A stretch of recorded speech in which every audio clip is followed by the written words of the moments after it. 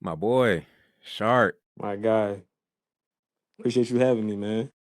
man, I'm glad you come on, man. But as an overseas professional, um, talk to me about like how would you kind of define what confidence is?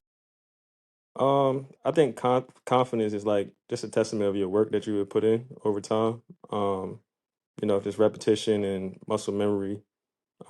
You know, doing it in the off season or whenever you're working out, and then just translating that to the game. I think that builds confidence over time.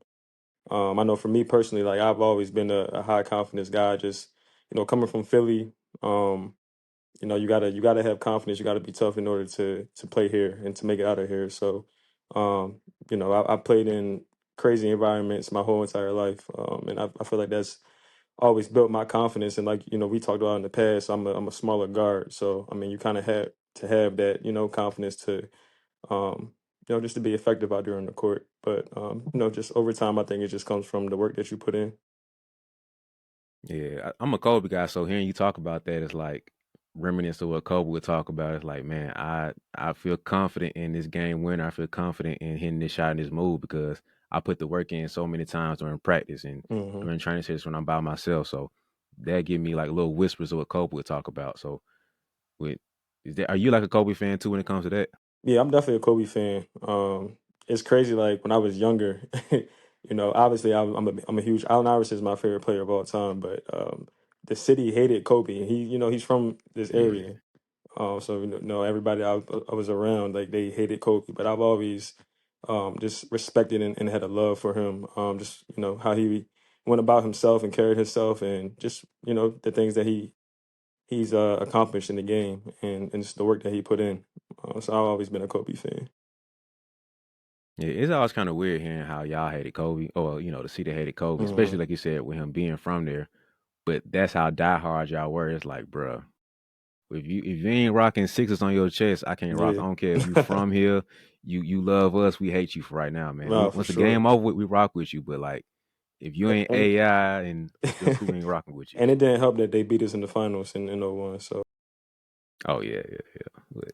But, but that's crazy because like, far as our childhood growing up, you got like the two like most confident figures in basketball for us, like between AI and Kobe. So mhm. what'd you kind of pick from AI and what you pick from Kobe as far as like confidence? From AI, man, just like I said, I'm a smaller guard, so just seeing the things that he was able to do at his size, each and every night, like that was incredible. So that was kind of like my inspiration and really why I started playing basketball and wanted to wear number three. Just watching him every night, man, and he was a dog, man. Like you said, he had the confidence through the roof. So, like I said, just watching him, each and every night and seeing how he impacted the game at his size was just incredible. As far as Kobe, just like I said earlier, just his work ethic was incredible. And I think you hear the guys in today's game talk about the work that he put in and just how he studied the game and just really loved it. I think now like this generation that we're in, they don't really love the game. I think they love like the accolades and like what comes with the lifestyle. But Kobe actually like loved the game and put the work in, and I mean that's why he won 5 championships and had all the Mhm. accolades that he did have from the work that he put in. Yeah, I think you just knowing you is like you embody both of those guys because you had the strong work ethic and you didn't mind being in the gym, putting the extra hours, and you cared about the craft like Kobe. Man, like you said, being a small guard is like that's like it's the go-to starter back for a small guard is having confidence. Like you can't be a small guard, especially playing at a high level, without having like almost being arrogant to an extent because you it's demanded of you because you going against dudes that's 6'6" that can jump out the gym. Then next thing you got like another 7 foot right beside him. It's like, oh snap, I'm a go and Yeah, battle down low as these guys and finish over them.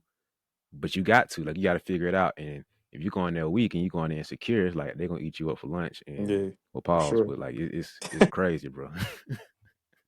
And like from a point guard standpoint too, is like you got to be confident, man. You gotta be the leader because your team is gonna go as you go. So if they see you being hesitant or whatever, nervous, they're gonna follow your lead. So, you gotta have that confidence in that leadership. Do you feel like you were always a leader, or did it kind of like have to you had to figure it out as you went along? I just feel like I'm a natural born leader. Obviously everywhere that I've been has been different dynamics, but I definitely think I've been a leader my entire life everywhere that I played on and off What the made court. you what made you kind of like get into it though? Like, did you just naturally fall into it? Yeah, I think it's just a natural thing, man. I think I just kind of was born with it. It's not really something that I really had issues with. Guys just tend to follow me and follow my lead. Everywhere that I've been. So So, are you mainly a vocal leader, or are you a little bit more just action focused? it's crazy. Like at first, I wasn't as much vocal as I was. I think like my sophomore year of high school, I played with the AU program called We Are One, and I had a coach named James Johns. It's like you got to be more vocal. You got to be more vocal, and worked on it in practice and stuff like that. And that whole AU season in the summer, I was kind of worked on being more vocal. Um, I kind of just carried on from that, and um, I now in the past I was like more so I'll show you more than I could tell you, but now I think I do both. Was it weird for you kind of get out that just action base, and you had to, like coach wants to run, it's like I be first and get done running, Mm. but then he asking you to speak up. Was it kind of weird for you to kind of build into being more of a vocal leader? It definitely was at first, but you know, like everything you do in life, you practice it and work on it. You're going to get better over time. So, like in the practices and in the workouts that we do, I would try to encourage guys and tell guys to get in the right spots and things like that, which is big as for a point guard. But yeah, just over time, I just kept working on it and it's got better over the years. Mm. So, were you confident when you first jumped into it, or did you have to build up the confidence when it came to that too? I think I was confident, but I think it was because I had relationships with those guys off the court. So I already knew, it wasn't like I'm coming on to a new team and don't really know the guys. So I think that's what helped me the most. Just I had a relationship with those guys off the court. So on the court, it was just easy to, go to this spot or, encourage them the best way that I could. But I don't really think it was that difficult, honestly, for me.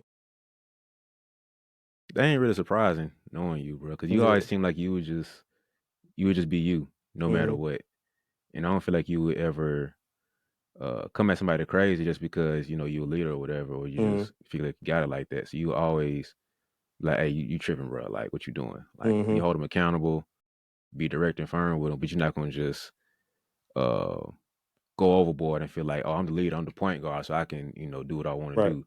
And I So it mean, makes sense. honestly, like one thing that I had to work on was like everybody doesn't react the same way to like being held accountable. So it's like certain guys, my mic can go to them and be like, get really into them, pause. But it's like other guys, I might have to, just talk to them in a different tone, and um, but that just comes with like knowing your teammates and just like building that chemistry, I guess. But yeah, like everybody, like in college when I was at Sanford, man, it was certain guys I can go to and be like, yo, pick your stuff up. And it was other guys I Mhm. had to, just change my tone a little bit.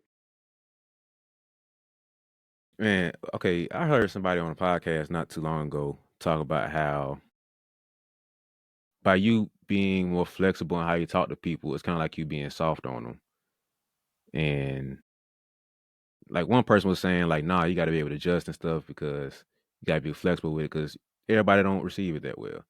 Another dude was like, nah, Jordan was on everybody's head, bro. He didn't care about none of that stuff. Like he held everybody like I'm cussing 1 through 15. I don't care who you are. Coach get it too.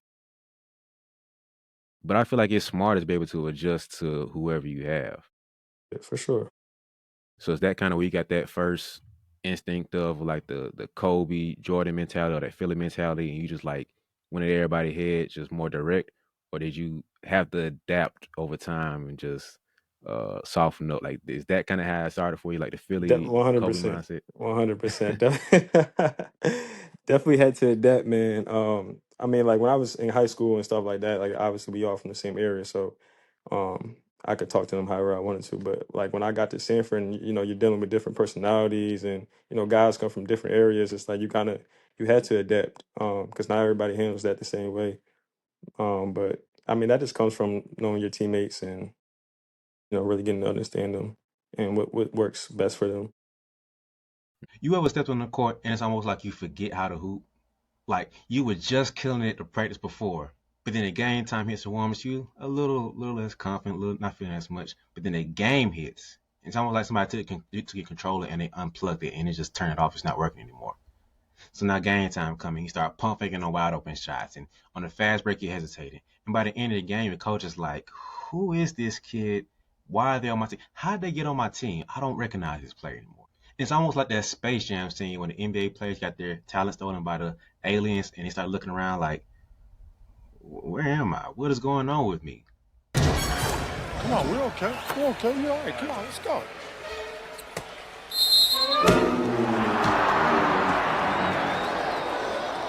Come on, Patrick, it's showtime.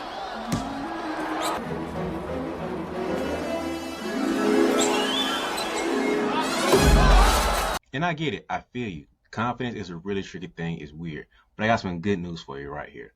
You don't have to hope to feel confident every game. Because I made something special just for you. I have a pregame and a postgame checklist for your confidence. All right. It's the things you can do before you step on the court to make sure that you feel confident and to bounce back after the game to make sure that you're always improving and building your game. So hit the link below and it'll be sent straight to you guys. And it's going to help you out so you don't feel like that 2K player that's just glitching in the middle of the game anymore. And his name is John C. All right, so it's gonna have you get back to feeling like yourself and playing like you never have before. So go ahead and hit the description below and lock in with us and get your confidence rebuilt. Mm. I think one of the biggest challenges most players have in general is still being them when they get to college, because you got to adapt and adjust to things, but at the same time you got recruited to come there to be you, but Hmm. you got to figure out who that new you is. Hmm. So with you transitioning to college, was it hard for you to bring that confidence and that leadership with you too? It wasn't hard for me. Like we said earlier, I'm always going to be me no matter where I'm at. But actually, what helped me was Christian Cunningham was there when my first 2 years at Sanford. So just watching him, and he was a great leader, on and off the court. So just like watching him, how he was with us, I kind of like helped me once I got to that position that he was in. But I didn't really have to change who I was or anything like that. Always gonna be me, and just kind of like we said, we got to just adapt. But even when like you weren't playing a whole lot either, so did My that first year, ever? my first year I was playing. Kind of that second year, I didn't really play that much. Because we obviously had older guys on the team that played my position, so kind of had to like take the back seat. Once Justin Coleman came in, um, Yeah, yeah. and you know how that went. So it was. I mean, that was tough for me. That was probably my most challenging year basketball wise. Just going from playing a lot my freshman year and making an all freshman team and stuff like that, and then it's like my second year I didn't really play as much as I wanted to, but you know to each his own. All right, be real, man. How'd you handle that second year? Like we were years removed, bro. Be real with me. I, I'm not gonna lie, man. I can say this now. I wanted to leave. I wanted to get up out of there, Mm. because like I said, man, I'm all freshman, broke all the freshman records and stuff like that. And it's like, I had schools on me that wanted me to transfer after freshman year, and I stayed. And it was just like just a different dynamic for me. But that's why it's important to have like good people around you that it's not going to steer you in the wrong direction. Because I could have easily just transferred and went somewhere else, but there was like you got a challenge ahead of you, attack it, and just work, just grind, and come back next year better. And that's what I did. That after my sophomore year, I just went home, man, and stayed in the gym. My cousin Jameer Nelson, I actually was staying with him in the summertime, and we just grinded that whole summer, man. And I just saw my game just elevate. And it actually worked out in my favor. Everybody else transferred, so it was I got the keys to the show. kind of just worked out for me that way. But yeah, I mean that's what I did, man. I just put my head down and just worked, and came back the next year better. Mm. All right. Now, did they ever like tack your confidence on to be like, all right, bro, like, am I tripping, bro? Because like you said, last year I was killing work all the workers as a freshman. I'm coming back. It's like, am I not really good enough? Am I tripping right here? Like, did they ever hit your confidence with that? It didn't really hurt my confidence. Um, just because I'm very confident in my game and I know the work that I put in. So it didn't really affect my confidence. It was just I don't know, man. It was a tough situation for me. Because I'm in practice, I'm playing well in practice, and even when I'm the minutes that I was playing, I was still productive and being effective out there. Um, I just didn't want to. I didn't play as much as I wanted to, but that was the younger mindset that I had. I just felt like my ego was high and my confidence was high. I felt like I was better than everybody. So I mean, everything happens for a reason, man. So I look at it now like more mature and years past that. I just felt like I wasn't ready for that moment, maybe. And God just put me through that test to make me work harder and to come back the next year way better than I was that year. So that's how I look at everything now. It's like everything happens for a reason. So what was like some of the highest moments you had at Sanford in your basketball career, like a basketball side? Like, do you confidence at a 10? Can't nobody tell me nothing. What was that moment like for you? Um, man, I had a crazy stretch. I think it might have been my junior year. It was like 8 games in a row. I had like 20 and 10 assists, like 8 games in a row. I think one game I had like 27 and 15 against Watford. Maybe like 24 and 12. Like I had a crazy stretch where I was just feeling confident and just playing really well. And I was a finalist for the Lou Henson Award, which is like the top mid-major player in the country. So I think that little stretch I had right there was like my peak. And obviously I think I had better games, but just that it was like a 2 month span, man. I just felt unstoppable. And we were playing really well as a team as well. But I mean, I had a really solid career at Sanford. I broke all the records besides the points. Like, I think I'm a all-time assist leader, steals.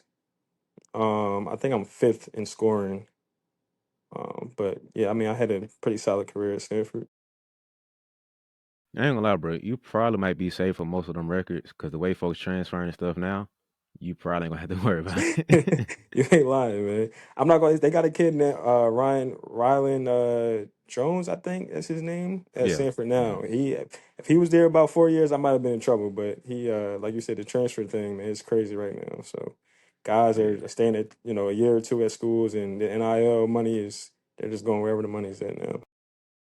Yeah. So I don't think you got to worry about any of your records being broken, at least not anytime soon. So we'll see how that go. But now, so now, how did you kind of did you feel like you did something different to hit that little streak or that pocket to where you were going off for the 2010 games, or it was just like opportunity met the preparation and you just took off? I think that's what it was. The opportunity met the preparation, and like I said, man, that summer I was coming back like with something to prove. I had a chip on my shoulder, so from start to finish, man, I was just really locked in and focused. But that little 2 months that I had, man, I was just grinding, man, just working. Coach New and that whole staff, Patch, and everybody was like really helping me a lot, just giving me confidence, and my teammates as well. My teammates put me in a lot of positions to succeed. So I just really think I was just locked in, man, and just blocking out all the outside noise and distractions and stuff like that. And I just had something to prove that year. Mm. So was your sophomore year when you weren't playing, was that like the low moment for you of your 100%. collegiate career? 100%. Mm. Yeah. It was just tough, man. Like I said, that's tough for anybody to go from I was playing 25 minutes as a freshman, all freshman team, was playing really well, and then to come the next year and just don't play at all. I was playing like 15 minutes a game maybe. That's tough for anybody, but um, I'm a firm believer of if you put the work in, everything's gonna work out in your favor. You can't cheat the game. So, like I said, everything happened for a reason. I probably wasn't ready for the moment. Probably was too high coming off my freshman year. I don't know what it was, but it definitely humbled me for sure, and forced me to work harder. So I'm actually grateful for it. Now that's funny because you were thinking about that before the transfer rules opened up. hmm Like before, it was like, oh, you can just transfer how you want to, and you can play automatically. So for you to stick it out at that time, which it sounds crazy because it wasn't that long ago, No, it but wasn't.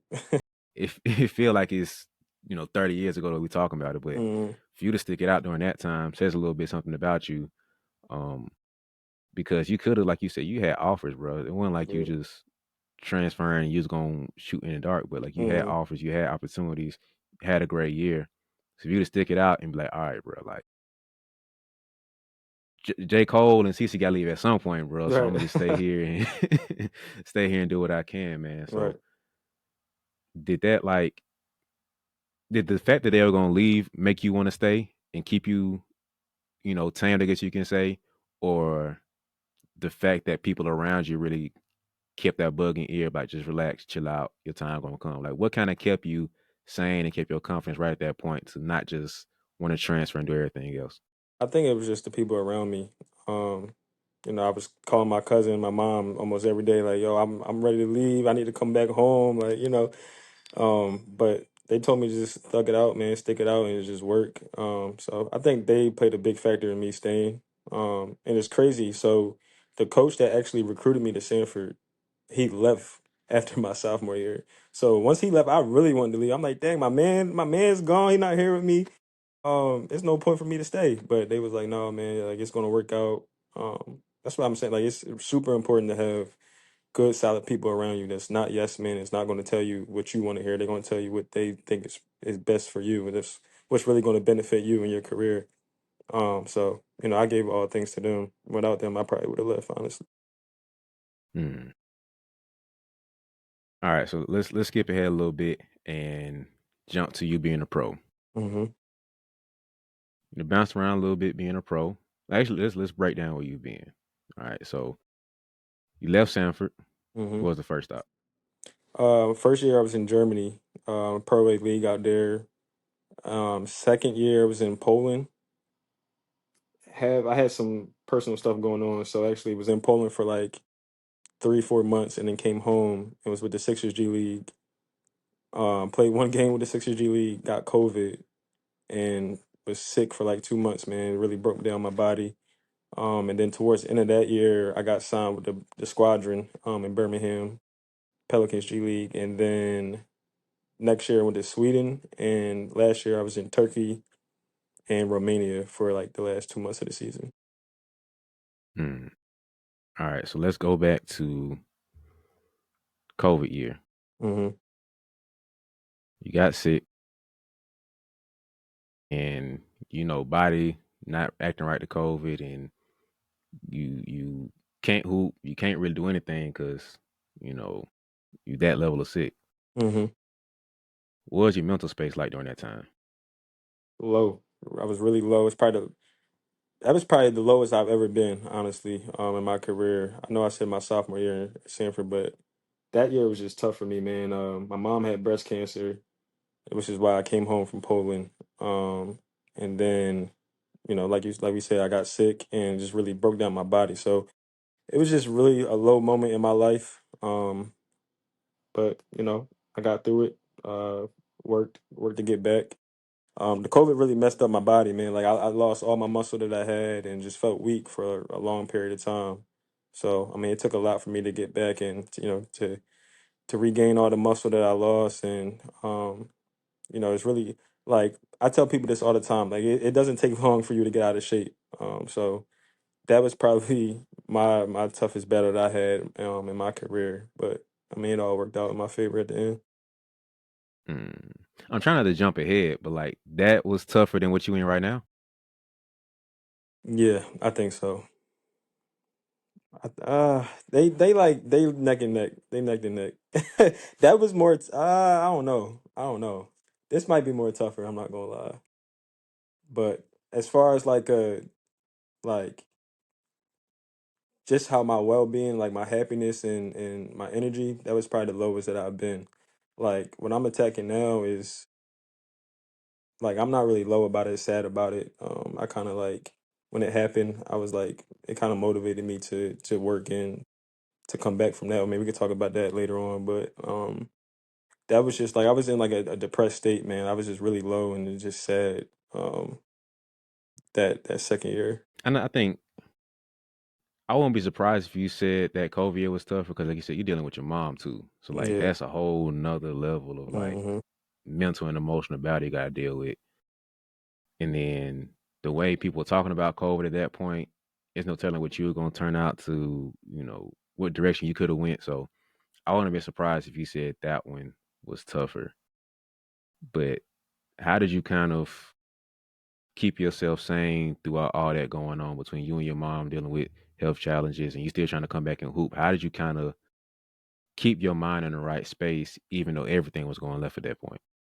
Um, I'm gonna be honest, man. I just stayed in the gym. Like when I'm on the court, I just feel at peace. And it's just like everything else that's going on just doesn't matter when I'm on the court. So I just kind of like stayed in the lab and was there for my mom.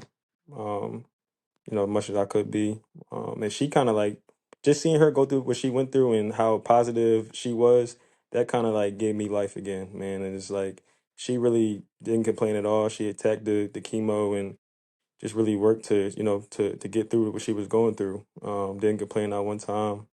So I guess just seeing her every day being positive and uplifting me when what I was going through and she was going through, you know, her situation was way worse than mine. So I think that helped me a lot, just being home and being around family. Um, I think that helped me get through it. Mm. Shout out to mom, man. Shout out Like, to mom. because I know a lot of times we older, we feel like we grown and everything. We kind of like, oh, we the man and stuff now. But then like something about mom strength just I don't know, bro. Something about woman strength in general, bro. Seeing a woman just thug it out and seeing them handle business in spite of what's going on. But then like your mom's able to still be mom in spite of her dealing with what she's dealing with. Like Mhm. I don't know what's going on with women, bro. But they got some level of superpower when they turn into a mom, bro. They They they some do. superheroes, bro. It's They crazy. do, man. They definitely do. So I know what it is, something for you to see mom still have on her cape and be like, my baby boyfriend to be good. He ain't finna see me struggle and fight in a bad fight when I'm going through this. So when you would talk to her, what was it about her and what she said and did that inspired you to keep going with what you were dealing with? Just I mean, honestly, just seeing her. It wasn't a specific thing that she said, but just me seeing her going through what she went through, and like I said, man, she didn't complain not one time, and just like really attacked it head on. That kind of inspired me because it's like what am I complaining about? Like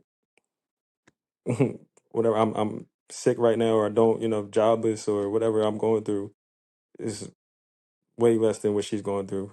So I think just seeing her, how strong she was through that situation, and um just how positive she was, I think that just really inspired me. Mm. So it's what you're dealing with right now. Are you kind of like going back and reminiscing on what happened during that time period, like to kind of give you the strength now? um I think this is a different dynamic for me. It's crazy. My mom actually tore her Achilles too, and she used to hoop back in the day. She actually had the same injury, the left Achilles. She tore the same thing. So I think what I'm going through now is a different dynamic. And it's kind of like opened my eyes out up to like it made me find who I am as a person. 'Cause my whole life's been revolved around basketball since I was 6 or 7. So this is the first time in my life where I had time to like really slow down and like figure out who I am. Besides being a basketball player.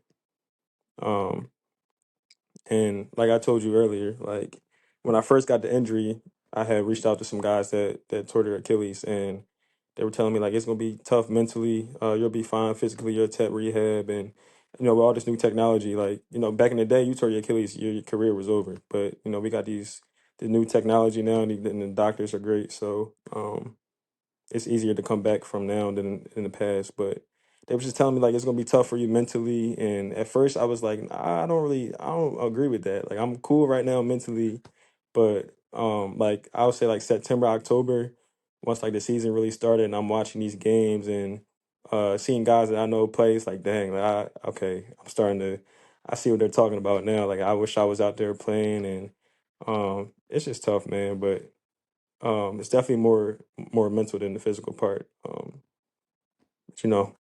it is what it is. I'm attacking it. I'm coming along. Hmm. What made you want to stick with it instead of just like retiring and changing paths? I like proving people wrong. So, um, and I just have a deep love for the game, and I don't think it's. I think I have a lot of game left in me. But I like to prove people wrong, and I notice a lot of people doubt me. I'm not going to be the same player that I was, and it's actually crazy. Like 3 days before I tore my Achilles, I was about to get the biggest contract of my career. I was talking to the team in Italy, but um, it's just I'm a grinder, man. I'm a worker, and I want to come back and show people that I'm not going to be the same player I was. I'm going to be better. Because I'm adding different things to my game. I'm slowing down, and just adding different things to help benefit me be a better player out there on the court. So that's what's really driving me right now. Like I'm really my mind is set on coming back better than what I was, and proving everybody wrong. Like I'm going to be still a efficient player on the court. So I mean that's my motivation right now. Um, and to get back to the level where I know I'm supposed to be at. Because obviously now with this injury, the teams are going to try to lowball me, and the market's probably going to be lower. I'm not going to get the biggest contract of my career now, but Mhm. I'm going to work and get to where I'm supposed to be at. I know that had to hurt, bro. Like it's finna see payday. That check was coming. You was like, "Oh, I'm good." Man, talk about like happiest I've ever been, man. I'm talking to my agent. He's like, "Yeah, so these are the numbers." I said, "What?" I'm ready to sign right now. And it's crazy. Like when I tore my Achilles, I just had worked out with my trainer Lou Leonard, and he was like, "Yo, don't go play, don't go play." Like I had some guys talking trash in the city, and I was like, I'm not going to play. I'm not going to play. And I pulled up to the gym, and obviously they was talking crazy. So I'm like, all right, I'm gonna tie my sneaks out. I'm gonna play. And the last game of the day, I tore it. So I probably shouldn't have been out there, but everything happens for a reason. Um, I just felt like at that time, I probably was moving too fast. On and off the court. So I mean, it kind of forced me to slow down, and reevaluate my life. So everything happened for a reason. That hurt me hearing that, bro. Like payday coming, and then Man, I was sick. oh man, that hurt me, bro. I feel for you, man. So dang, man. All right, so you hooping, injury happens, and people telling you it's gonna be a process mentally and everything, so on and so forth. But then that first wave of like, oh, this is real. Like I'm not hooping. I can't do what I want to do. It's September and I'm still at home Hmm. rehabbing, recovering. What was that like? That was really tough, man. It's really tough. But just like I said, man, just watching the games, it's like, dang, I wish I was out there. Like I'm a crazy competitor, man. So it's just like I'm just seeing guys that I know and they're watching their games and it's just like, dang, man, I wish I was playing right now. But I mean kind of just put things in perspective for me. Like I and this is what I was saying earlier about having good people around you. I just have, certain people that I can talk to and call and just vent out to. So they were telling me just don't rush it and enjoy the process, embrace it, and when it's your time, it's gonna be your time. Don't try to compare your situation to other people's situation. You'll work and you'll get back to where you want to be at, and that kind of helped my mental. And I have it's a guy that I'm really close with. His name Maurice Watson. He went to Creighton, Boston University, then went to Creighton, and he actually was on the draft board. I think he would have signed with the NBA team. He actually tore his ACL his last season. So just talking to him, he's actually playing in Turkey right now, the league I was in last year. So just chopping it up with him, and he's helping me. He's been a big part of my mental. So just talking to my core guys and just staying in the gym and working and taking rehab. I mean, that's kind of just helped me. And then it's like when I get that urge of like, dang, I wish I was out there playing, I'll just like turn on some old film of my games and just, watch some highlights and stuff like that. That kind of helped me too. But I mean, that was super tough for me, man. Because at first, like I said, them first like 5 months, I'm like, I'm cool mentally. I don't know what y'all talking about. But when that season started, I'm like, dang, okay, now I see. Mm. You ever get like any level like depression or anxiousness around the injury or just not hooping? Um, Not really depressed. I've definitely sometimes little doubts creep into your mind, like, am I going to come back the same, or especially now since I'm starting to like amp up my workouts and stuff. And yesterday was actually the first day that I played 2-on-2 and 3-on-3. Um, so you have those little doubts, but you got to just stay the course, man, and believe in yourself and have faith that you're going to come back from this injury. Um, so it's crazy. I was just talking to my trainer about how I played yesterday, and he was like, you look good. I couldn't even tell you were hurt, and it was just like it's just certain movements that I'm doing right now that just don't feel. I don't have the confidence in it. And I kind of expected that. I mean, it was my first time playing since the injury, but it's just like I got to be patient with it and can't rush to get back. This is a major injury, so that explosiveness that I had, I'm probably not gonna. Obviously, right now I'm 7 months in. I'm not gonna have it right now. So just understanding that and embracing the process, man, and um, it'll come back over time. But the more that I play and the more that I work in the tech rehab, like I'll be back in no time. I think I got like 3 or 4 months left until I'm cleared.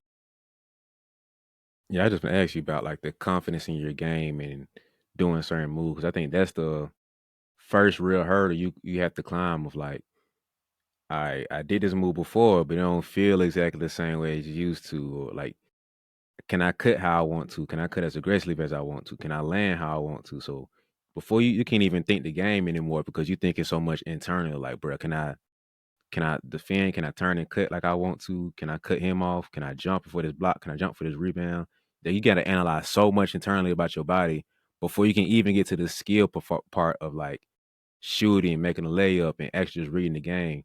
Yeah, That part is what people don't realize when you talk about injury. Like you hear ESPN talking about, oh, why he ain't playing? He cleared the play. And it's like, no, bro. Like it's a whole other game I'm playing on my body before you talk about trying to defend yeah, De'Aaron Fox or Luka or whatever. And I think exactly. that's the part where it's like, oh snap. Can I do this same thing, perform like I want to before I even step on the real court? You talking about 2-on-2, 3-on-3. We ain't talking about 5-on-5 We ain't yet. talking So about 5-on-5 and get there yet. No, that's yeah, real though, bro. People don't understand that, man. And it's like one thing that I did when I had this injury, I was just like researching guys that came back from this, and obviously, the big one that we know is Kevin Durant. So I mhm. just watched a lot of um his interviews and just hearing him talk about the injury, man. And um I think he actually took 2 years off to come back. And I was talking to one of my trainers, and he was like, "Yeah, like I think you'll be back 100%, like eight months." I'm like, I don't really want to rush it, especially how I play. I think it's best that I'll just take the whole year off and come back in the summertime. But I was just watching KD, and it was talking about how he changed his diet and just really locked in on the rehab aspect of it. Mhm.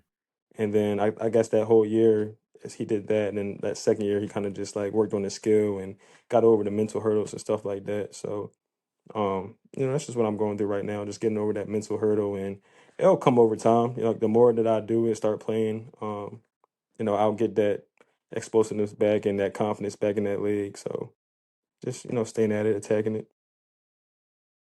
But you still gonna have like those little small whispers of like, can I do it? Can I still come back like I want to? Do you have something in mind for like how you gonna fight those thoughts? I mean, I guess just playing, bro. Like honestly, that's the only way you're gonna get over it is just to go out there and test it. Like I said, I did 3-on-3 yesterday. Probably a month or two, I do 5-on-5 and see where I'm at with it. But I think just the more that you play and the more reps that you do, you'll start to get that confidence back. Obviously, I won't be the same as I was in the past, but I guess I'll be smarter. And be smarter at like picking my spots and when to use that explosiveness and my speed. And just slowing my game down, man. Like it's crazy. Like this injury was a blessing and a curse. Because I feel like I'm gonna come back better. I'm gonna be, smarter and more efficient in how I play. I'm not just gonna rely on my speed and athleticism. Actually think the game through and um, just play with a higher IQ out there. Yeah, that's always a gift and curse you hear players talk about. Like I always go back to Derrick Rose. Like he was the most athletic PG, the biggest what if in NBA history. Hmm. And his knee got messed up too many times, and he was like, "All right, bro. Like I can't keep. Even if I wanted to, I can't go back to old Derrick Rose, young Derrick Rose. So I have to keep changing the game and keep figuring new things out." So he was like, "Let me slow it down." He got a jumper a little bit better, and he started thinking the game a little bit more. Like, all right, let me become a little bit better playmaker. That way, Hmm. I can be a dual threat when I come off this pick and roll with Boozer and or Joakim Noah. Like, all right, you don't know if I'm gonna attack or I'm gonna hit him for the roll or I kick it over to Dang. And by doing all the small little things with the IQ and skill, that freed his game back up more to not necessarily be MVP Derrick Rose, but to be back to like at a great starting PG level to where he can compete. And that's the gift in it because your game end up growing because you're forced to now. Because you're a small athletic guard like you are. It's like I'm used to just blowing around. I ain't worried about what you're doing, brother. Boom, boom, I'm gone.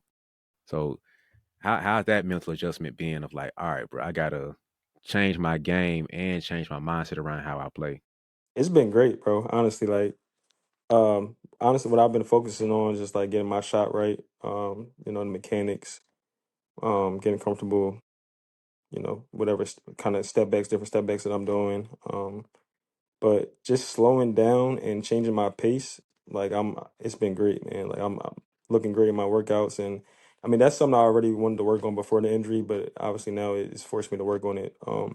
But like you said, that's something that's going to help uh, elevate my game even more because I'm unpredictable. You don't know when I'm going to use my speed and blow by you, and I'm going from slow to fast. And like you said, just being a better playmaker out there on the floor.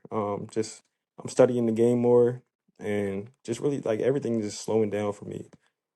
So I think I'm going to come back just a more polished point guard and just smarter with how I play and how I use my gifts that I have. Because I think I'm still going to have the ability to blow by people, but just picking better spots, just being smarter at attacking my spots when they use it. And like I said, I've just been in the gym, man, just shooting, thousands of shots. So, my shot is going to be way better than what it was. Mm. It's kind of funny to hear you say be a better playmaker because, like you just said, bro, like junior year Sanford, you was doing 2010 games left and right. So for you to feel like you need, not to say like you don't need to work on it, but for you to be like, I'm gonna be a better playmaker, it's like, all right, bro, how much better you finna get, bro? You just threw up 2010, 2015 games left and right. So I thought you won that award already, bro. So what do you see like, what do you see like that evolution is in your playmaking? I think just slowing down. I think sometimes in the past I would be moving too fast and I might miss a read that I would have made if I, slow down a little bit. So I think just slowing down my pace and everything I do doesn't have to be 100 miles per hour now. So it's just like um, you know, making those reads and finding guys when they're open rather than moving too fast. Now I'm off balance making a pass or turning the ball over. Just being able to make the correct read now. Mm. Now I'm throw this out here first. I'm definitely not anything close to the level of PG you are or even were. I'm gonna throw that out there first and foremost.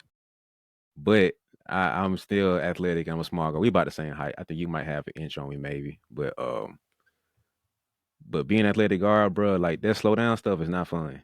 Like Not at it's, all. bro, like slow down for what? Like y'all can't stop me. You not finna cut me off. So like the thought of slowing down felt dumb, like middle school and high school. Even sometimes it's like, bro, why would I want to slow down? Like I'm doing past people. But then you had that injury, or then you run up against somebody who's just as fast as you, and it's like, hold on, bro, I ain't used to that. Hmm. then you're forced to slow down. Like you got to figure something else out because I can't just out athleticize you or outspeed you. So it's like, all right, what's next? And that's where that skill kicks in or the IQ kicks in because yeah, you just as fast as me, but you don't understand my IQ is 10 times faster than yours. Or Hmm. yeah, you just as fast, but now I can see the floor better because I know how to slow down too. And I feel you on that, bro. Cause like my knees don't feel right all the time. It's like, all right, I can't jump like I want to. I can't run like I Man, we want we to. getting up there on that age ladder, man. I ain't gonna lie. Man, it feel crazy to say that, bro. It's so crazy because And like in the different dynamic, like it's like when you play at the same speed, it's easier to guard. Like if I'm running 100 yeah. miles per hour, you can kind of um scout for that. But if I'm unpredictable and changing my pace, it's kind of I don't know when he's gonna blow by me. I don't know what he's gonna do. It's like I can go from slow to fast to slow. It's Mm. unpredictable. It's harder to guard. So that's just something I've been working on and just being a little bit more shifty. Um, but it's definitely coming along. I think the part about that too is like even doing that is a skill. Like you hear people like just slow down and do that, but the ball handling skill of being able to go from 100 down to 60 back to 100 and then go back to 0, like that's tough to do. Like that's a whole skill in itself of being shifty. And I don't think people understand that. And if you have to do that off of injury, so that you got to trust your body to go 100 like you used to, but then be able to shift and slow down and do everything you're doing now with this new skill of doing that too. That's a lot to kind of mentally adjust and adapt to. No In the doubt. middle, you trying to get back and play. Like, it ain't like me where I'm just doing it for fun because I want to hoop. But now you're trying to go back and get another contract and go back Right. overseas and keep doing your thing. So how is that like kind of figuring out this new game but still adapting and bringing back up where your old game was? It was tough. It was super tough. Like my first time on the court, I wanted to go 100 miles per hour. And my trainer just like he's really helped me through this process a ton. He's like forcing me to no, I want you to go this speed. You don't have to go 100 miles per hour. I want you to slow down, come off the screen, and pace yourself. Take your time.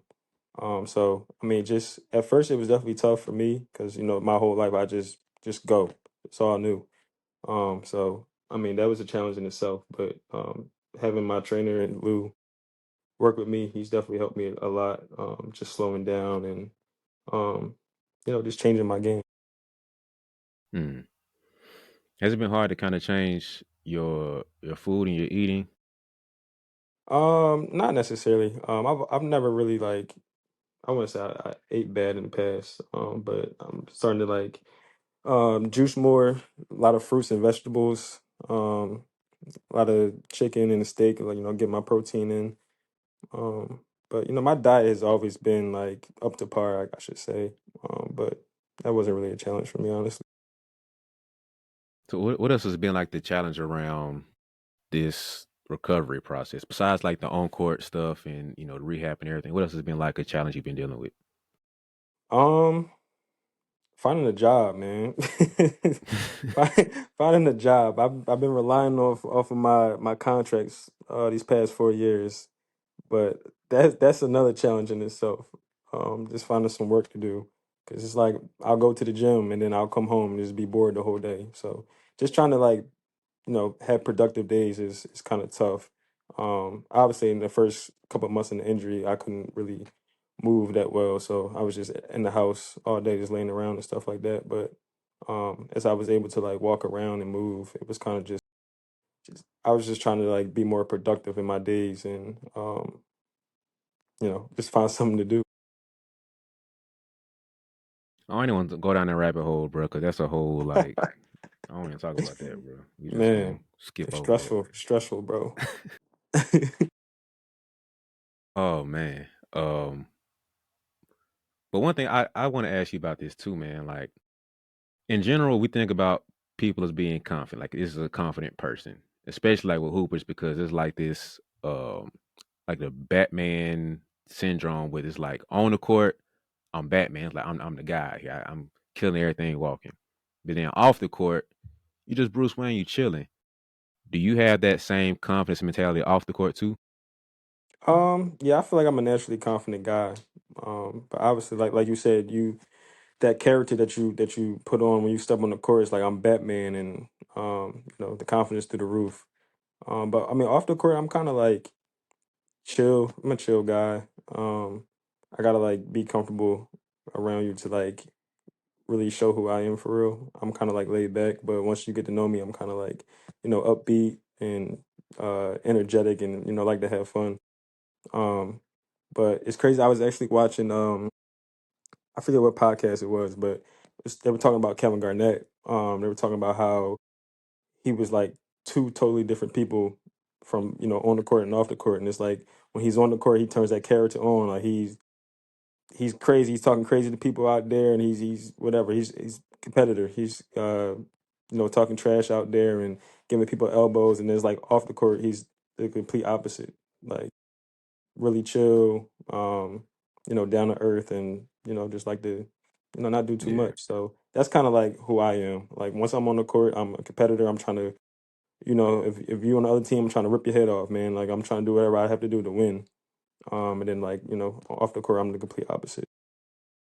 I think Westbrook's just like that because you hear about how almost like he basically get called crazy. Like this Yeah. dude crazy, bro. How he going 110 miles every single game, all Hmm. 82, all playoffs. He's that. Man, you see him, post little stuff where he with his kids and he with his wife and him doing Cali dances. You know how he get down. Yeah. So it's like, bro, that the same Westbrook. Like, nah, it's him. He just is Russell Westbrook. The Hooper is Russell Westbrook, the regular guy Right. from Cali hooping. Like he just be chilling. So Yeah. I think a lot of times, just as like I have to remind myself is like those two different people, like KG or Westbrook or Shark on the court, there's a Hmm. different person off the court. And I think sometimes we forget like off the court, they're regular human beings too. Yeah. And it's tough to feel like those people, including I'm not throwing you in that category, but I am throwing you in the category of like sometimes you forget like y'all have defaults and y'all have like y'all are humans, y'all make errors too. And it's tough to see like, nah, he should be perfect. He's confident on the court. He's Superman on the court, but then off the court, it's like, bro, why you so shy and timid now, bro? Why you tripping here? You was just putting up 30 last game and you Right. killed my favorite player over here. Like when you was in college, like, bro, you just killed Walford over here, bro. Or, you know, you chat like, bro, why are you tripping off the court now, bro? Like, what's going on? This the same dude I saw. So it's fun to see like the on the court, off the court dynamics. But do you feel like you like off the court, do you feel like you are more vulnerable or like more insecure to an extent? Um, I wouldn't say insecure. I would say more vulnerable for sure. And like I said, like I'm the type of person like I gotta be comfortable and like really get to know you before I open up and be vulnerable with you. But once I am, I'm a people person. And I like to have fun. But I wouldn't say insecure. I would say like maybe shy at first, but once you get to know me, down to earth and you'll love me. Man, everybody got insecurities, bro. Come on, man. Bro, I'm not the insecure type, bro. I'm very confident like in myself. I don't really All like right. I'm trying to see how I can frame this. Like, I'm not saying insecure as far as lacking confidence in doing yeah. stuff. I think insecure in terms of like most people have a level of judgment or that fear of judgment around certain things. Mm-hmm. So like even doing the podcast sometimes, right? Depending on the person, it's like, oh snap, like I gotta make sure I'm on 10 for this one because I can't fumble in front of them. Right. But around other people, like you my boy, bro. So it's like, all Mm-hmm. right, cool. Like not to say Right. I don't It's a prepare regular for you, but conversation. Yeah. yeah, it's just chilling. But like I don't think I've had when I first started doing it, it was like a level of insecurity of like, I don't know what I'm doing, bro. I'm a little hesitant to I gotta Yeah. find my lane with it. I don't feel as sure about it. Mm-hmm. But I was confident in terms of like good, bad, or indifferent. I'm gonna keep going, I'm gonna keep doing it. So like insecure on one hand, but not insecure on the other part of it. I feel Do you. you feel like you have any of that in your life where it's like, I don't know, man. Like not like I can't do it, but it's like I don't know, bro. It's like a little hesitant, little like the outcome might not be as good as I want it to be. Um, I mean, I guess sometimes, like depending on the situation. But let's just say like I'm meeting I'm meeting somebody new for the first time. I wouldn't necessarily say like I'm afraid of the judgment, but it's like you said, I want to be on my P's and Q's. Like I want to have a great first impression. So I definitely feel you on that aspect of it. But I don't really like, as long as like my close circle, as far as like the judgment aspect, like as long as my close circle thinks highly of me, I could care less what anybody else thinks of me. Honestly, man, like especially like being a basketball player and being in the spotlight, it's like people. I've had some crazy things said to me, man. It's just like I kind of don't really care for it, honestly. Like I could care less what anybody thinks of me besides like my core group of people that I have close to me. And I think that's where it comes from that and going through the things that I went through. So now it's just like I don't really, have that insecurity or like that lack of confidence. Because it's like I'm always gonna be me, no matter um who's in front of me, and no matter where I'm at, I'm always gonna be myself. But I definitely feel what you were saying. Mhm. I think that's what separated you from a lot of other people because it's like you've been saying the whole time. It's like the environment you were raised in, the being and feeling like you have no choice but to be confident. Being a small point guard, coming from what you come from, but then also the environment. And you didn't necessarily say this, but like your confidence came from that environment and how they raised you. Hmm. Because for you to be able to have the outcome that you've been having, to have the comeback that you've been having multiple times from sophomore year, like, dang, I ain't playing right now. Hmm. Your environment got you through the situation. Dang, I'm in COVID and mom got breast cancer. Your environment got you through that. Hmm. Dang, my Achilles, bro, I just tore this. Your environment's getting you through that process. And I think that's the make or break around people because you can have people around you, but you got the wrong people around you, it ain't looking too good for you. So you've been beneficial enough to have the right people around you to get you through the situations and carry you over to where your confidence might go from 10 to a 9, but it's not gonna drop to a 7 or a 6. Right. Like they ain't finna Exactly. allow that you be tripping. Like, hold on, Right. bro. Like, all right, you got 2 more tears, bro, for I smacking you in your Right. chest, bro. No, real Like, talk. chill out, bro. That's funny. And too, like another thing too is like I'm not arrogant, so I think it's a difference between being arrogant and confident. Like I'm definitely confident. I'm not like a jerk about I'm not arrogant. Um, and I think sometimes, especially like with success, people can get arrogant and get a big head, and I think that comes from like knowing who you are, and no matter what success or no matter what type of situation I'm going through, I'm always going to have that confidence. Like you said, just growing up in the environment I grew and being around the people that I'm around, it's kind of like molded me to be the person that I am. Mm. Yeah, on one of my interviews, I interviewed this trainer named Phil Morrison. And we kind of talked about how the environment, like mainly around like kids when they're hooping, makes or breaks everything. So what is like what did your environment do for you to set you up to be as confident as you are now? Man, my environment, like, bro, you make it out of Philly, you can make it anywhere in life. And I think that's why I'm so comfortable going overseas every year because it's like that overseas is not for everybody, man. Like, especially going to new countries every year, like that could be tough. Different cultures and stuff like that. But I feel like making it out of Philly, you can make it anywhere, bro. Like, honest to God, truth. It's just like hard nosed city, man. I mean, you know about Philly. Um, and we see a lot here, and I firmly believe you can make it out of Philly, you can make it anywhere in this world. So I think that's where it comes from too. Um, but but yeah, man. What's kept you from being arrogant or cocky too? The people around me, my mom, my cousins, man, is like keeping me humble. And like I said, man, like I've been blessed to have success in my career. And they don't let me get too big headed or feeling myself too much. Like they kind of always like humble me. So let's say I was my last 2 years at Sanford, I was top five in the country, in assists and steals. And like I'll call my cousin. He's like, all right, what's next? Like, you know, they keep me they keep me going. They keep me motivated. It's like, all right, you did that. So like, what's next? Set another goal for yourself.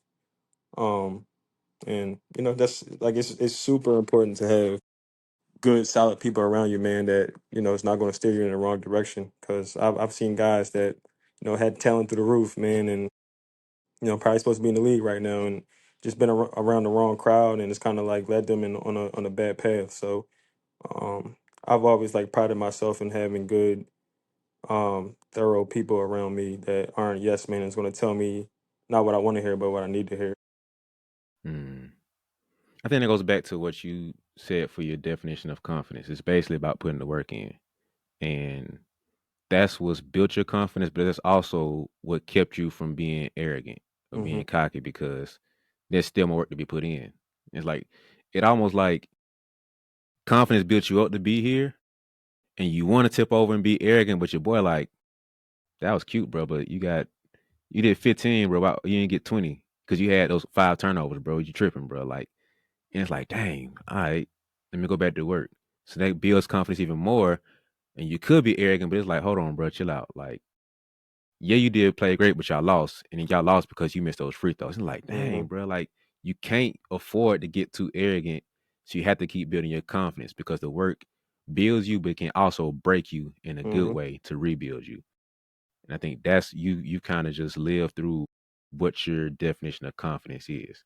It's kind of cool to see how that just played out for you. No, for sure. Appreciate that, man. Yeah, no problem, man. But what has been like the best advice that you've been given in terms of confidence? Like somebody, your coach or your mom or your OG hands you this game. It's like you never forget this when it comes to confidence. Um, just staying level headed. Like, don't get too high, don't get too low. Um, I'm really close to my cousin Jameer. He's a 15-year NBA vet.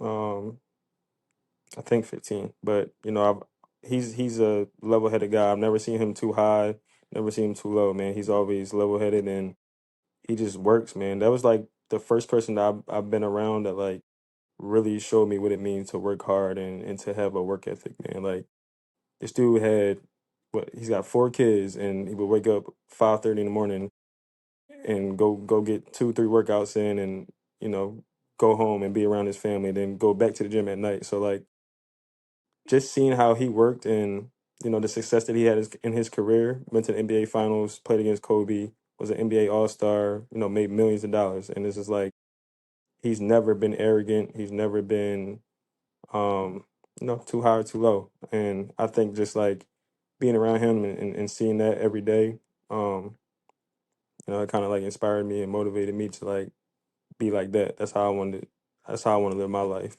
Mm. So I mean, I give all the props to him for that. But other than that, man, just like I said earlier, just putting the work in, and um, I'm a firm believer of anything. It doesn't even have to be basketball. Anything that you do in life, if you work on it every day, you're gonna get better at it. And that's gonna build confidence over time. So just work, just grind. And I think sometimes I'm not really the biggest fan of these, some of these kids in this generation, man. I don't really think they love the game and don't really want to put the work in. I mean, obviously it's a few that do, but um, you gotta really want this, man. You gotta really have a love for it. You gotta really want to work. You gotta enjoy the process of getting in the gym. Like when I got hurt, those first 4 or 5 months, I missed working out the most. Like that's what I miss. I didn't even miss Mm. like playing and stuff. I miss working out and like getting better every day. Going to the gym at whatever time I was going and putting the work in and getting shots up and just doing the repetition. But I'm a firm believer if you put the work in, it'll benefit you in the end. I got a Yeah, I got an unpopular opinion when it comes to that. Um, and I'm not saying I fully believe it, but I think there's a level of truth in it. So you said how a lot of players don't love the game. And initially, I'm always like, yeah, man, they gotta love the game. Y'all tripping. Y'all gotta love it. You gotta be what you want to, put your all into it, so on and so forth. But there's a level, like, it's getting to the point now where you can make a couple dollars in and around the game of basketball, whether it's a player, kind of like what I'm doing with training or podcasting, whatever. It's Hmm. a lot of different ways you can make money around it. And I'm not talking about like people who scamming folks, like trainers trying to scam people, or Yeah. somebody starting these BS AAU leagues and teams. Like I ain't talking about that. But like the same situation you in of needing a job, needing some money, there's opportunities like that in basketball now. Hmm. And even as a player, it's like I don't love the game. I'm good at it, and as long as you respect it, I think it's fine if you wouldn't come in and get a dollar. As long as you don't come in trying to disrespect the game, like the culture of what it means, then I don't mind you wanting to come in and be like, I want to make, I'm here for the dollars. I want to take care of myself and family. Cool, do your thing. As long as there's no disrespect tied to it, then I don't have an Yeah. issue.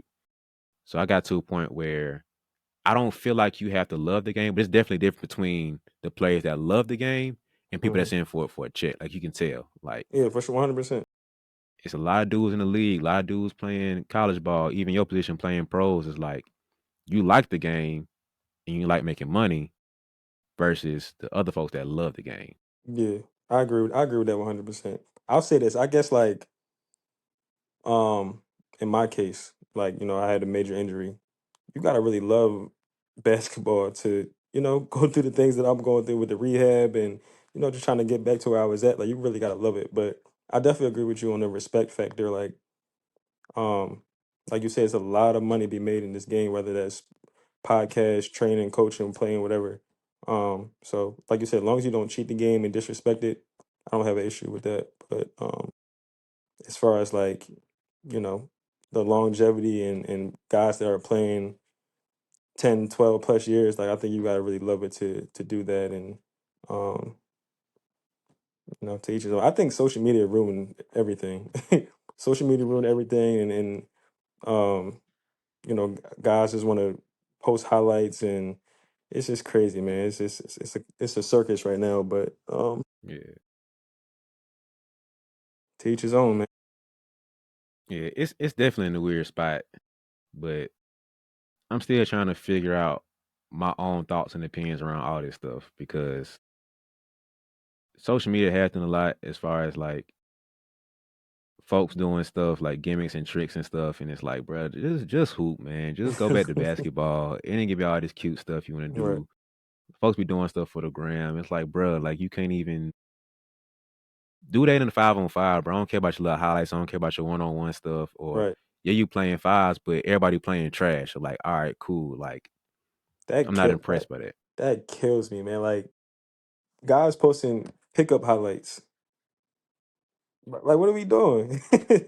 But like, I could like, I guess it depends how you use it. Because it could definitely social media's definitely helped the game in a sense. But um, like in my case, I'm doing a little documentary, not documentary, but I'm just posting um my progress with my injury. So like in my case, I'm trying to put it out there and show guys that I'm healthy and stuff like that. So like when you're using it in that sense, like I'm okay with that. But like the pickup run highlights and like a guy, you just scored 8 points. Like why are you posting highlights and your team lost? Like that's what are we doing, bro? But I guess it's give or take. Yeah, I ain't finna comment on that, bro, because it's all right. But It's crazy, man.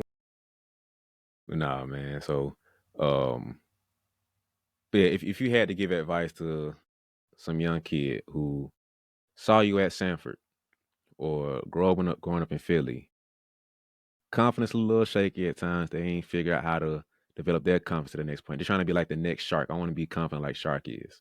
I'm trying to play how he did at Sanford. What you got to say to them? I would say figure out who you are as a person first and foremost. I'm not the type of guy to be like, yo, be like me. This is what I did, and everybody's situation and dynamic is different. So I would say just put the work in. One thing that worked for me, I grinded my butt off, man, and I wasn't supposed to be where I'm at now. I'm a 5'10" guard from Philadelphia. Like the statistics say, excuse me, that I'm not supposed to be here. So I always outwork my opponent. I never want to be outworked. I just grind and grind, grind, and have a work ethic. And I would say over time, you're gonna see your game elevate, and you're gonna get that confidence built up in you just from seeing the work that you're putting in. Um, and that's what I would say, man. Stay in the lab and just work your butt off. Don't be outworked. Mm. I felt like you don't come back to the work. I felt like it's just you. You know, That's that's me. That's all I know my whole life, man. yeah, man. Well, I appreciate you coming on, man. Anything else you want to say before we get out of here, man? No, man, I appreciate you having me, bro. I love what you're doing. We need more podcasts like this, and I tell you all the time, man. I'm super proud of you, and um, just keep doing what you're doing, man. Keep grinding, keep working, and definitely proud of you. Love what you got going on over there. I appreciate you, bro. You know, this your second home, bro. So anytime you want to hop back on, bro, like, hey, man, I got to talk about Philly. Like, hey, we got a spot for you, man. Like, Hey, I appreciate that, 'cause y'all boys struggling right now. You ain't got Joel, you ain't got PG. man. We going through it right now, man. These injuries are kicking our butt. Jerry McCain just tore his meniscus, I think, the other day. So we Yeah, struggling right now with the injuries, but it's a long season. I think once we get healthy, I think we'll make a little run and try to sneak into that play in maybe. But we're struggling right now. hey, man. I'm a uh, Celtics fan, oh my so part of God. me, part of me is like, I don't hear none of that, bro. Y'all getting smacked either way. So Y'all got the ball right now. I give y'all flowers. Y'all definitely got the ball. the Bucks looking. I'm not concerned yet because I gotta see more than just this little in-season tournament. Like Yeah. let's get a couple more wins in. Let's see another month of y'all doing y'all thing. Mm-hmm. But that's the only team in the East where I'm just like, all right, because y'all ain't looking healthy. You don't like the Knicks? I ain't worried about the Knicks. They ain't there yet, man. I think the Knicks gonna surprise a lot of people coming to playoffs. I think they'll be like a top 4 seed, but I'm not worried about them yet, man. Especially if we got KP and he healthy. But Porzingis come back healthy, bro. Present, yeah, y'all a different team with him. I give you that. I don't know, man. I think we gonna surprise a lot of people to watch. We gonna get healthy towards the end of the year. We gonna make a little run. Y'all don't want to see us in the playoffs. I tell you that. Bro, y'all star player can only play 5 games out of a 7-game series, bro. So we gonna win those 2 and he ain't playing. It's no back to backs in the playoffs. We good. That's what you saying now till he ain't playing game 3 out of blue because his knee ain't right. Like, come on, bro. No, Come we'll on, see, man. man. I can't talk too much. Y'all definitely got the ball, man. Just as a generic basketball fan, man, I still don't have a lot of faith in y'all because it's just your 2 biggest pieces have a huge injury history. So it's Yeah, tough to have pillar number 1 and pillar number 2 beat up half the time. And then a young guy, he killing doing his thing, but he can't ever really find his groove because one game I'm the man, second game I'm second or third field. Like I done took right, 2 seats back. So right. then Jared McCain coming in doing his thing. It's like now it's him and Maxi kind of battling, trying to figure out their groove for each other. So Mm-hmm. it's gonna be a long season for y'all, man. Yeah, it's tough. It's the same thing every year, man. That's why it's crazy. I'm not even really a Sixers fan. Like obviously I support them because of Philly, but I'm actually a LeBron fan. So wherever he go, that's where I go. But That's even worse. God, we you losing, bro. you ain't lying. Both of my teams. Oh man, that sucks because my beef with LA, bro, is like it's AD. For me, it begins and ends with AD. Like Yeah, it's gonna be pockets where he's MVP talks and he's consistent, he's doing well. Cool, I expect that. How long can that run happen before either A, he get hurt, or B, he just stop playing? I don't know what it is, yeah. but he just have pockets where he don't play at that level. So until y'all can get AD situation figured out, or y'all just get another piece to replace LeBron and he become the alpha dog, I I think don't that's see what we nothing happen need. for I think y'all. they need another star over there, man. But we'll see. The trade deadline be coming up soon, so hopefully they make a move to help the team out. Yeah, We'll I'm see. sorry for you, bro. It's tough all around for you, man. Go Eagles, man. Go Eagles. Hey, you got some kind of win going on in your You life, bro. feel Cause me? Go basketball ain't it Eagles. right now. Go Birds, baby. Oh man, I ain't mean to end on a sad note like this, bro. I'm sorry, but dang man. No, I'm not a delusional fan, man. I know what's going on. But nah, man, we can get out of here before we start going too down deep that rabbit hole, man. I ain't No, I trying to ruin the appreciate you, rest of your man. night. Appreciate you having me again. No, I appreciate you coming on, man. But thanks everybody for watching. Appreciate everybody for listening. Follow my boy Shark, man. Follow his journey throughout the rest of this process and see him bounce back. And get one of the biggest contracts. It might not be the biggest one yet, but it's gonna be one of the biggest ones you had because it's like, oh, it's not how he bounced back from the injury and start killing like this. No doubt. So gonna see you snap back and do your thing, man. But Yes, you know, sir. I'm a fan rooting for you, man. So hopefully get more fans just rooting for you throughout this interview, man. But appreciate you. Um, good luck on your recovery, rest of your career, man, and we'll chop it up next time. Appreciate you, brother. All right, let's get out of here.